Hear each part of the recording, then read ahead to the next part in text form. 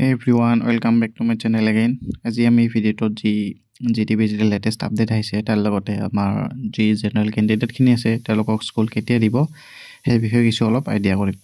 Already আপোনালোকে notice পাইছে যে জিটিপিজিৰ পিডব্লিউডিৰ 124 আছিল যে বেঞ্চৰ ক্যান্ডিডেটখিনি আছিল তেওঁলোকৰ এপইন্টমেন্টৰ কাৰণে নটিফিকেশন আহি গ'ল।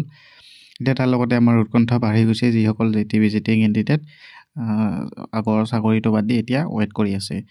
এতিয়া তেখেতসকলৰ উৎকণ্ঠা শেষ হোৱা নাই কাৰণ ইমান দিন হৈ গ'ল এতিয়ালৈকে এপইন্টমেন্টৰ স্কুল এলটমেন্টৰ একো আপডেট পোৱা নাই।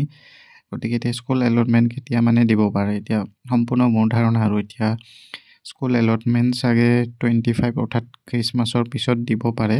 মানে স্কুল জয়নিং আৰু এলটমেন্ট হয়তো আগতে হৈ যাব পাৰে। আমাৰ তেনেকুৱা লিষ্ট ওলাব পাৰে নাইবা ফোন কৰিব পাৰে নাইবা হোৱাটছআপ গ্ৰুপত জনাব পাৰে কিবা এইটো কমিউনিকেট কৰিব আৰু কিন্তু ক্ৰিসমাছৰ আগত খুব এটা জয়নিঙৰ এটলিষ্ট অৰ্ডাৰটো দিয়া সম্ভৱ নহয় চাগে।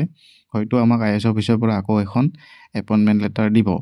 তাত ফাৰ্স্ট লিষ্ট ওলাই কিনে এপইন্টমেন্ট লেটাৰ দিব। এপইন্টমেন্ট লেটাৰখন লৈ কিনে জয়েন কৰিব যাব লাগিব হয়তো আফটাৰ ক্ৰিসমাছ।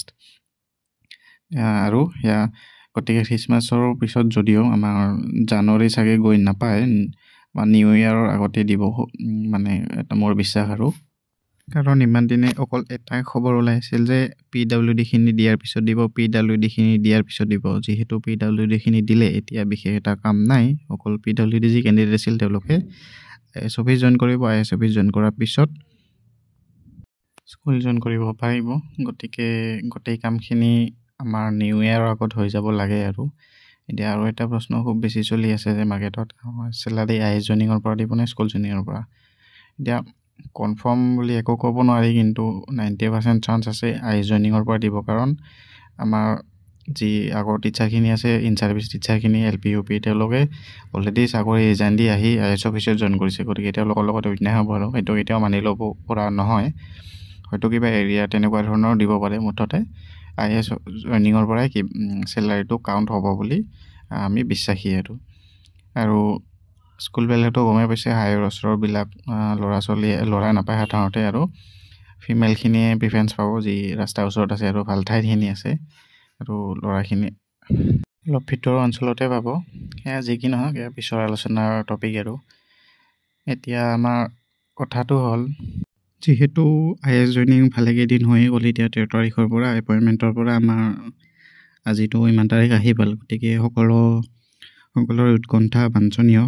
এইটো নিশ্চয় এক্সাইটেড হ'ব আৰু এটা নতুন কেৰিয়াৰ ষ্টাৰ্ট কৰিব গৈ আছে আৰু মেক্সিমাম কি এইটো লাইফৰ চাগে ফাৰ্ষ্ট জব। গতিকে এক্সাইটেড হ'ব আৰু এনেকুৱা একো আপডেট পোৱা নাছিলোঁ বিশেষ সেইকাৰণে এটা টেনশ্যনো হয় জানুৱাৰীলৈকে যাব নেকি ইমান দিন কি হ'ব আৰু এতিয়া সকলোৱে আগৰ যি জব আছিলে বাদ দিলে প্ৰাইভেট হওক গভৰ্ণমেণ্ট হওক ঘৰতে বহি আছে তাৰ কাৰণে চিন্তাটো নিশ্চয় আহিবই। গতিকে আমি মোৰ বোধেৰে ইমান দিন থাকিব নালাগে আৰু ক্ৰিসমাছৰ আগে নাইবা ক্ৰিসমাছৰ পাছতে চাগে স্কুলত জয়েন কৰিব পাৰিম আৰু আমাৰ যি নতুন কেৰিয়াৰ আছে সেয়া ষ্টাৰ্ট কৰিব পাৰিম। গতিকে আমাৰ হাতত কৰিবলগীয়া বিশেষ নাই এতিয়া একো কৰিব নোৱাৰো। চৰকাৰে এপইন্টমেন্ট দি দিলে আইএছ অফিচত কামবিলাক নহ'লে এনেকৈ দিব নোৱাৰে আৰু আজি আপডেটটো পালে পিডব্লিউডি যি 124 কেণ্ডিডেট আছিল তেওঁলোকক দি দিলে। গতিকে সৰুকৈ হ'লেও কিবা এটা আপডেট অহাৰ কাৰণে ভাল লাগিছে আৰু আশা কৰোঁ আমি নেক্সট উইকলৈকে কিবা এটা নটিফিকেশ্যন পাম আৰু অতি সোনকালে জয়েন কৰিব পাৰিম। গতিকে আপোনালোকৰ লগত এয়াই আলোচনা কৰিব লগা আছিল সৰুকৈ আৰু এনেকুৱা কিবা আপডেট পালে বাৰু মই জনামেই নিশ্চয়। আপোনালোকেও পাই থাকে আপডেটবিলাক কিবা পালে কমেণ্টত জনাব আৰু আপোনালোকৰ কি ফিলিংটো কি হৈছে কেনেকুৱা লাগি আছে এইকেইদিন এয়া যদি কমেণ্ট কৰে ভাল পাম আৰু মোক অলপ ছাপোৰ্ট কৰি দিলে ভাল লাগিব। ছাবস্ক্ৰাইব কৰি দিব আৰু চেনেলটো পাৰিলে শ্বেয়াৰ কৰিব। এইখিনিয়ে আছিল আজিলৈ আহিছোঁ বাৰু। Thank U.